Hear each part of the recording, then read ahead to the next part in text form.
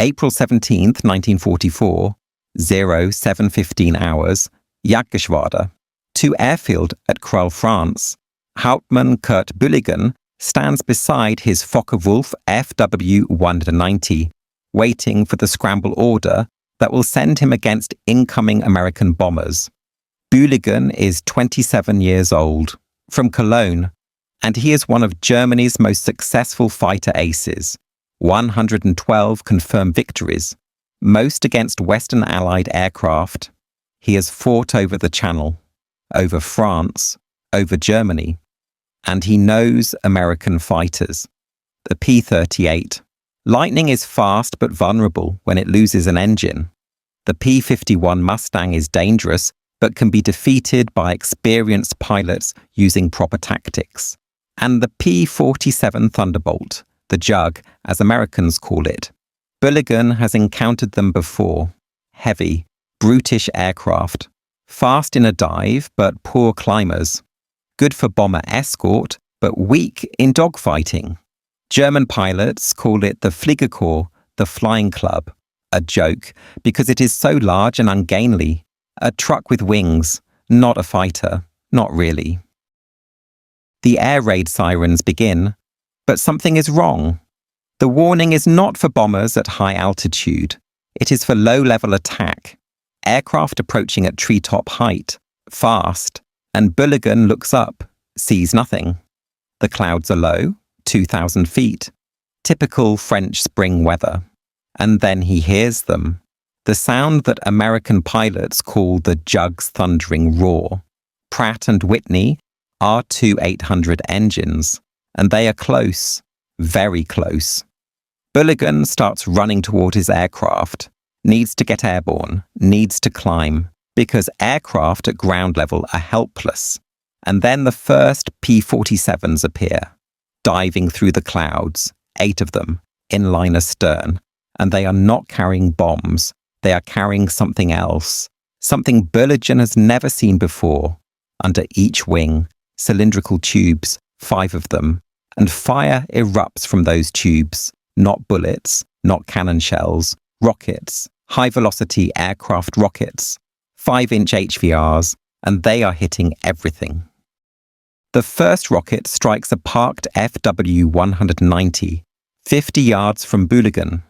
The explosion is massive. The fighter disintegrates. Pieces of aircraft spinning through the air, and more rockets are coming. Hitting aircraft, hitting hangars, hitting fuel trucks, and the P-47s are firing their guns, 8 50 caliber machine guns per aircraft, 64 guns total in this flight, pouring fire into the airfield, and Bulligan dives for cover, behind a blast wall, and watches as his airfield is destroyed. In 90 seconds, 12 FW-190s destroyed on the ground, 2 hangars demolished, 3 fuel trucks burning, and the P-47s, after completing their attack, do not climb away slowly as heavy fighters should. They accelerate, low level, and disappear into the clouds before German anti-aircraft guns can track them. And Bulligan, crouching behind the wall, realizes something. The Thunderbolt is not a flying truck. It is a weapon, a devastating weapon, that German pilots have underestimated, and that underestimation just cost him 12 aircraft and a quarter of his Geschwader's operational strength. And this is just the beginning. This attack, April 17, 1944, represents the transformation of the P-47 Thunderbolt from defensive escort fighter to offensive ground attack weapon. The moment when American doctrine evolved beyond protecting bombers to destroying German air power on the ground. And the aircraft that delivered this transformation was the plane German pilots had mocked. The Jug, the Flying Club, the truck with wings. That proved to be the most effective ground attack fighter of the European war. This is the story of how the Thunderbolt went from being dismissed by Luftwaffe aces as a clumsy bomber escort to becoming the weapon that destroyed German airfields. How American pilots learned to exploit the Thunderbolt's strengths.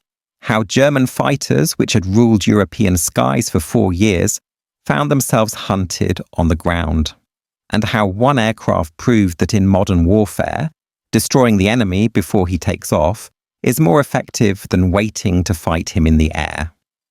The mocking ended in April 1944, when the Thunderbolts came down from altitude, and when they did, German airfields burned. Hauptmann Kurt Bühligen was real. He survived the war with 112 confirmed victories. He flew over 1,000 combat missions, was shot down twice, wounded 3 times, and after the war, he provided extensive testimony to American military historians about Luftwaffe operations and tactics. His account of the April 17th attack on Kreil Airfield is documented in United States Army Air Force's mission reports and in Bühligen's post-war interviews. In a 1978 interview preserved in the Bundesarchiv, Bühligen described the psychological impact of that attack. Until that moment, we thought the P-47 was a defensive fighter only. Good for escorting bombers, but not aggressive. Not dangerous to us on the ground. We were wrong. Completely wrong. The Thunderbolt, when used for ground attack, was more destructive than any aircraft we faced. It could carry enormous weapons loads, could absorb tremendous damage and keep flying, and American pilots employed it with devastating effectiveness. After April 1944, we feared the Thunderbolt more than any other Allied fighter. Not in air combat, on the ground, where we were vulnerable. The Republic P-47 Thunderbolt was designed as a high-altitude interceptor, specification issued in 1940. The United States Army Air Corps wanted a fighter capable of defeating any enemy aircraft at any altitude. Republic Aviation's response was audacious. Build the largest, heaviest single-engine fighter ever conceived, powered by the most powerful engine available, the Pratt & Whitney R2800 double wasp 18-cylinder radial, 2,000 horsepower. This engine, combined with a turbo supercharger for high-altitude performance, gave the P-47 capabilities that seemed impossible for an aircraft of its size. The XP-47 prototype first flew May 6, 1941. Pilots who flew it were amazed. The aircraft weighed over 12,000 pounds empty, 17,000 pounds loaded. It was massive, but it was fast. Top speed exceeded 400 miles per hour at 25,000 feet, and it climbed to altitude faster than any existing fighter. Service ceiling was 43,000 feet. At this altitude, the turbo supercharger maintained engine power while enemy aircraft struggled. The P-47 could dive at speeds exceeding 500 miles per hour without structural failure. This was faster than most fighters could achieve in level flight, and it could absorb battle damage that would destroy other aircraft. The radial engine could run with several cylinders shot out. The airframe could sustain hits from 20mm cannon and keep flying, and pilots had armor protection that made them nearly invulnerable to rifle-caliber fire. But the Thunderbolt had weaknesses. It was not maneuverable in traditional dogfighting. Its large size and high wing loading meant tight turning radius was poor compared to German fighters. Rate of roll was sluggish at low speeds, and initial climb rate from ground level was inferior to German fighters. These characteristics led to the assessment that the P-47 was not a dogfighter. It was an escort, a bomber protector. It could chase away German fighters using speed and altitude advantage. But it could not win turning engagements against experienced Luftwaffe pilots in Bf-109s or FW-190s. This assessment was correct for traditional air combat, but it missed the P-47's true potential as a ground attack aircraft because the very characteristics that made it poor for dogfighting made it ideal for strafing and rocket attacks. Its heavy structure meant it could carry enormous external loads. 8 rockets under the wings, plus bombs, plus full ammunition for 850 caliber machine guns. Over 3,000 rounds.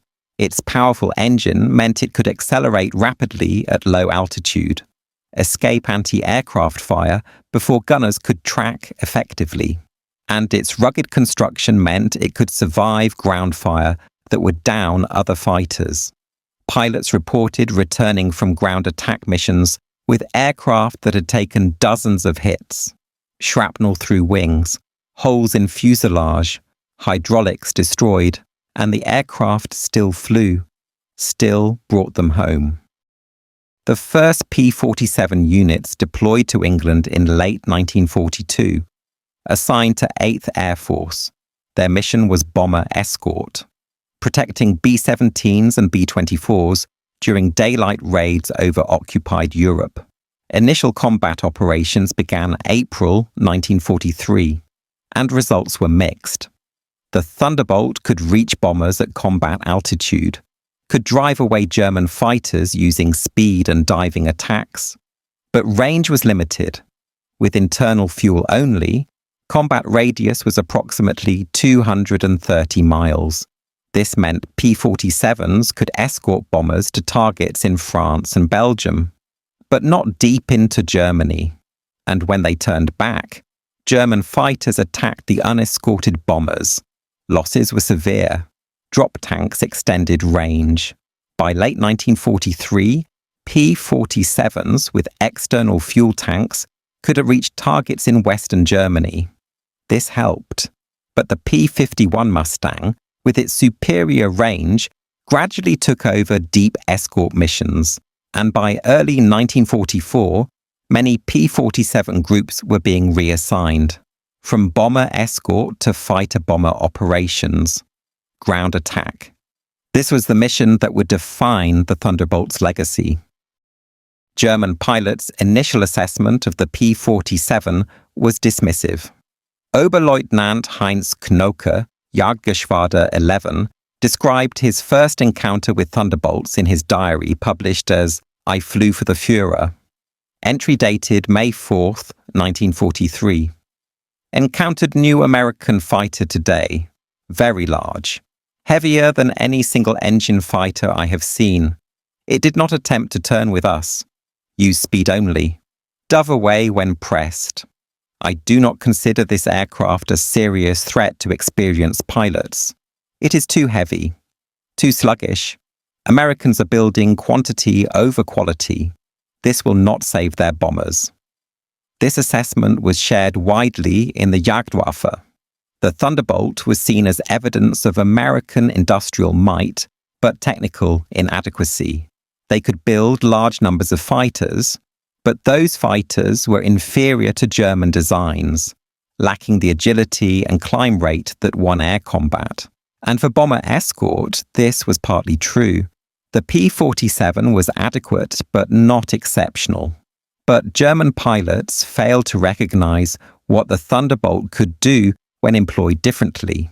When sent not to defend bombers at altitude, but to attack German airfields at ground level. The tactical evolution began in February 1944. 8th Air Force issued new directives to fighter groups. When not actively engaged in bomber escort, fighters were authorized to attack targets of opportunity. Airfields, railway yards, vehicles, German fighters on the ground or taking off. This was called ramrod missions when combined with bomber escort, and sweep missions when fighters operated independently.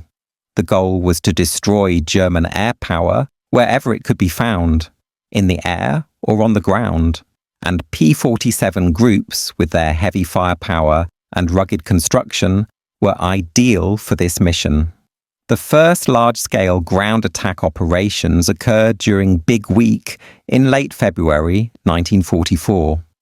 8th and 15th Air Forces launched maximum effort operations against German aircraft production facilities. Over 3,500 bomber sorties in 6 days, escorted by fighters that, when not engaged with airborne opponents, strafed German airfields. Results were devastating. According to 8th Air Force mission reports, fighters claimed over 600 German aircraft destroyed on the ground during Big Week. P-47 groups accounted for the majority, and German records, compiled post-war, confirmed these claims were largely accurate. Luftwaffe lost approximately 520 aircraft on the ground during Big Week, with many more damaged. The impact on German operations was immediate. General Major Adolf Galland, General of Fighters, issued urgent directives on February 28, 1944. According to declassified Luftwaffe documents, Galland ordered, "All Jagdgeschwader will disperse aircraft to satellite airfields and forest clearings when possible. Concentration of fighters on major airfields creates vulnerability to enemy ground attack. American fighters, particularly P-47, are destroying aircraft faster on ground than in air combat. Dispersal is essential for force preservation, but dispersal created new problems. Maintenance became more difficult when aircraft were scattered across multiple locations. Coordination suffered, response time increased, and even dispersed aircraft were vulnerable because American fighters were everywhere, patrolling, hunting, and when they found targets, they attacked with overwhelming firepower. The armament of a P-47 made it uniquely effective for ground attack. 8 50 caliber M2 Browning machine guns, 4 in each wing. Rate of fire approximately 850 rounds per minute per gun. Combined rate of fire 6,800 rounds per minute. A 3-second burst put over 340 rounds into the target area. Against parked aircraft, this was catastrophic.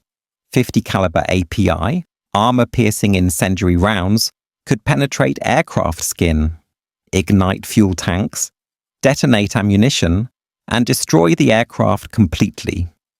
German fighters typically use self-sealing fuel tanks, but these could not survive sustained 50 caliber fire, and parked aircraft with no ability to maneuver or return fire were helpless. The addition of rockets in early 1944 increased lethality dramatically. The 5-inch HVAR, high-velocity aircraft rocket, was developed specifically for ground attack. Each rocket carried an 11-pound high-explosive warhead. Velocity was 1,400 feet per second at launch, and accuracy at ranges up to 1,000 yards was adequate for hitting large targets like hangars, fuel trucks, and parked aircraft.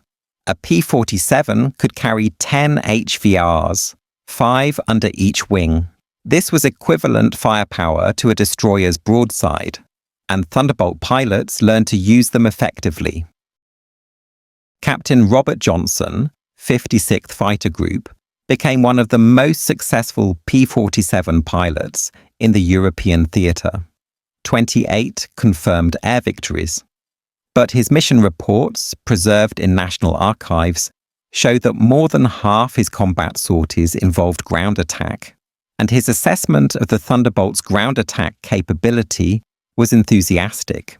According to his memoir, Thunderbolt, published in 1958, Johnson wrote, "The Jug was the perfect ground attack aircraft. It could carry the load, could take the hits, and could get you home. I've returned from missions with 50 caliber holes through the wings, 20mm holes in the fuselage, hydraulics shot out, and the bird still flew. You can't do that in a Mustang. The Mustang is a racehorse, beautiful, fast, but fragile. The Thunderbolt is a draft horse, not pretty, but it works, and it survives." German airfield defences attempted to adapt. Anti-aircraft guns were positioned around perimeters, light flak, 20mm and 37mm weapons. These could engage low-flying aircraft. But the Thunderbolt's attack profile made defensive fire difficult. American pilots approached at extremely low altitude, often below 100 feet, at high speed. over 300 miles per hour. This gave defenders perhaps 5 to 10 seconds to acquire target, track and fire. Insufficient time for effective engagement. And the Thunderbolt could survive hits from light flak. The radial engine was particularly resistant. 18 cylinders meant several could be destroyed, and the engine still ran. Oil coolers could be shredded. Fuel lines could be cut. And pilots reported being able to fly home on one magneto with half the engine dead. The psychological impact on German pilots was severe. Major Heinz Baer, one of Germany's highest-scoring aces with 220 confirmed victories, described the helplessness of being attacked on the ground in post-war testimony. According to United States Strategic Bombing Survey interviews, Baer stated, "When American fighters attacked our airfields, we could do nothing. If we were on the ground, we were targets. If we tried to take off, we were even more vulnerable. Fighters taking off are slow. Climbing, predictable. American pilots learned to orbit nearby and wait for us to scramble. Then they would attack during takeoff when we could not defend ourselves. We lost more pilots to ground attack during takeoff and landing than we lost in air combat. The P-47 was particularly effective at this because it was fast enough to escape our flak, but rugged enough to absorb hits if it stayed too long." The 9th Air Force, established to support ground operations after D-Day, employed P-47 groups almost exclusively in ground attack role. 16 P-47 groups, over 1,000 aircraft. Their mission was destruction of German ground forces, transportation, and airfields in France, and they were devastatingly effective. Between June and August 1944, 9th Air Force P-47 groups claimed over 9,000 German vehicles destroyed, over 1,000 locomotives, and over 400 aircraft destroyed on the ground. German records confirm these claims were substantially accurate. The German response was desperation. By mid-1944, Luftwaffe commanders recognized they could not defend airfields during daylight. General Lieutenant Dietrich Peltz, commander of Luftwaffe combat formations in France, issued orders in June 1944. All fighter operations will be conducted from dawn to 0900 hours and from 1700 hours to dusk only. No operations during midday when enemy fighter-bomber presence is maximum. This order, found in captured German documents, represented admission of defeat. The Luftwaffe could no longer operate freely in daylight over its own airfields. American fighters, primarily P-47s, had achieved local air superiority so complete that German fighters could only operate during periods when American activity was reduced. But even these restricted hours were dangerous. American fighters began early morning patrols specifically to catch German fighters during their limited operational window, and late afternoon patrols to intercept them before dusk. The result was that German fighters in France were effectively grounded, could not provide close air support to ground forces, could not intercept Allied bombers effectively, and could not contest Allied air superiority. The P-47, operating in the ground attack role, had achieved strategic results that tactical air combat alone could not have produced. The statistics tell the story. Between January and June 1944, 8th Air Force fighters claimed approximately 3,000 German aircraft destroyed in air combat, and approximately 2,800 destroyed on the ground, nearly equal numbers. But ground kills required no risk of air combat, no vulnerability to German fighter tactics, just low-level attack on stationary targets. And while ground attack had risks from flak, the rugged Thunderbolt could survive flak damage that would destroy other aircraft. Loss rates for P-47 ground attack missions were approximately 2%, lower than loss rates for bomber escort missions where air combat was more likely. German pilot training suffered catastrophically from airfield attacks.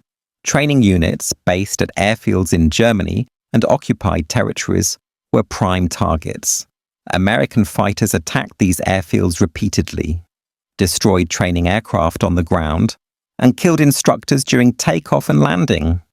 By late 1944, German pilot training had collapsed. According to Luftwaffe training command records captured post-war, pilot production dropped from approximately 2,000 per month in early 1944 to fewer than 800 per month by December. And those pilots who completed training received perhaps 50 to 80 flight hours, compared to over 200 hours for American pilots. The quality gap widened as the quantity gap widened, and the Thunderbolt was a primary cause. Oberst Johannes Steinhoff, Geschwaderkommodore of Jagdgeschwader 7 and later General der Jagdflieger, provided comprehensive post-war analysis of the impact of Allied ground attack operations. According to his memoir, The Straits of Messina, Steinhoff wrote, "We lost the air war not primarily in air combat, but on the ground. American fighter bombers, especially the P-47 Thunderbolt, destroyed our aircraft faster than industry could replace them, destroyed our pilots faster than training schools could produce them, and made our airfields unusable during daylight hours. By autumn 1944, we were a night fighting force only. We could not operate in daylight because American fighters dominated completely.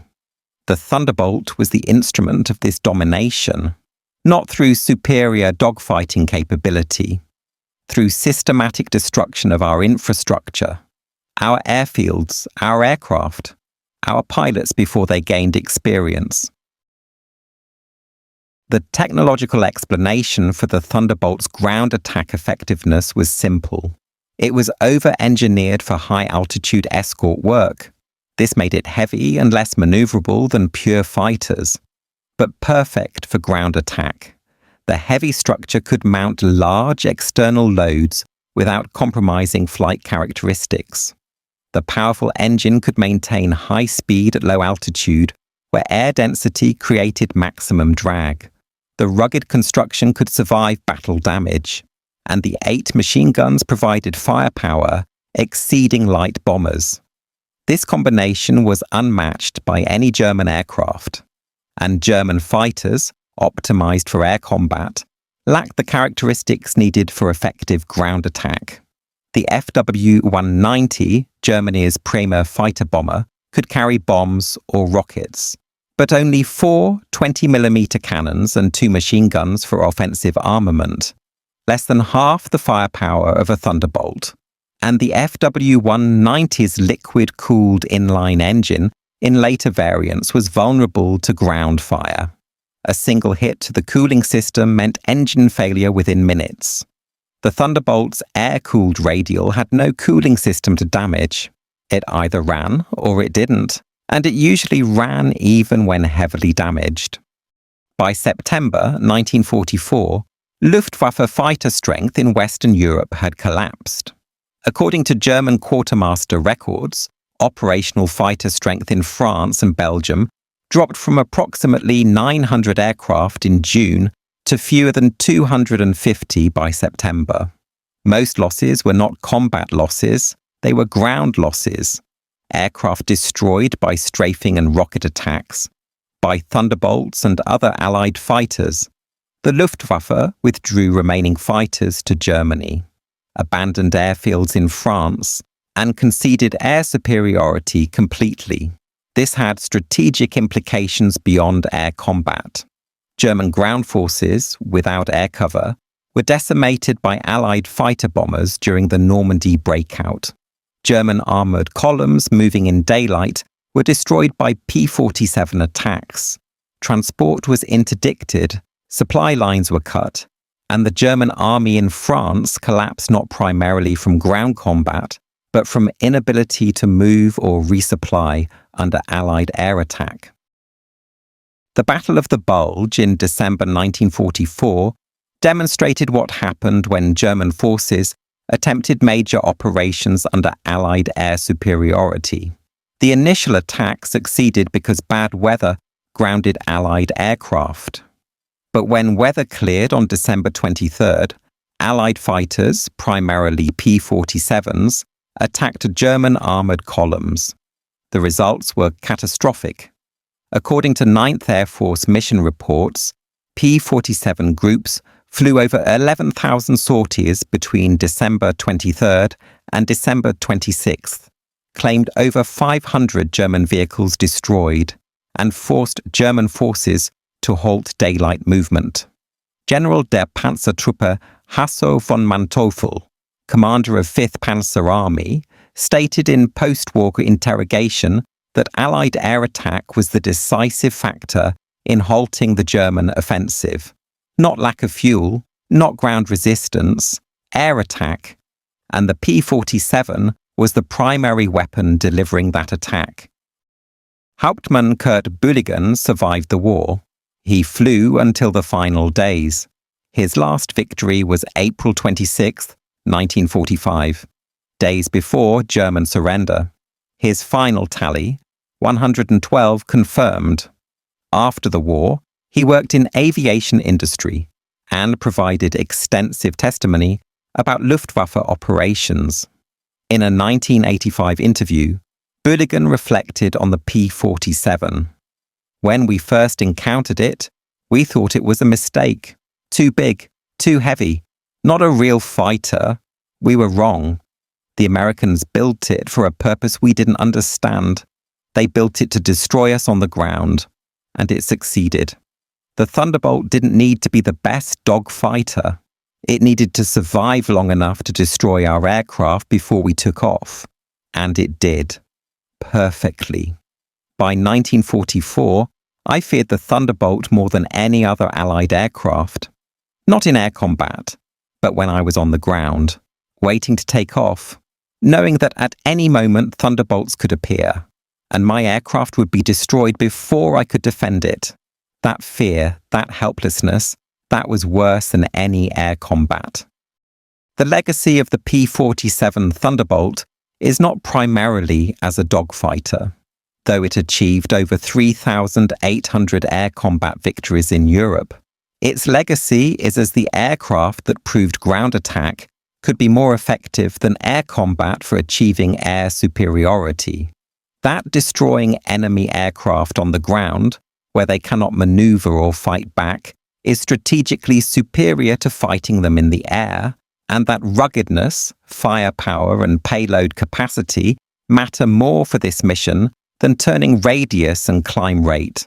The Thunderbolt was mocked by German aces who saw it as clumsy and ungainly. They were measuring it against the wrong standard. It was not designed to win dogfights. It was designed to survive, to carry heavy loads, to hit hard, and to come home. And at those missions, it excelled. The mocking ended when Thunderbolts destroyed German airfields, when they blew parked aircraft apart with rockets and machine gun fire, when they made German fighters unable to take off safely, and when they proved that in modern warfare, the fighter that can destroy the enemy on the ground doesn't need to defeat him in the air. The war ended with over 15,600 P-47s built. They destroyed more ground targets than any other Allied fighter, and they contributed as much to Allied victory through ground attack as they did through air combat. Maybe more, because every German aircraft destroyed on the ground was an aircraft that never fought, never threatened Allied bombers, never killed Allied pilots. The Thunderbolt didn't need to be graceful. It needed to be effective, and it was, devastatingly so.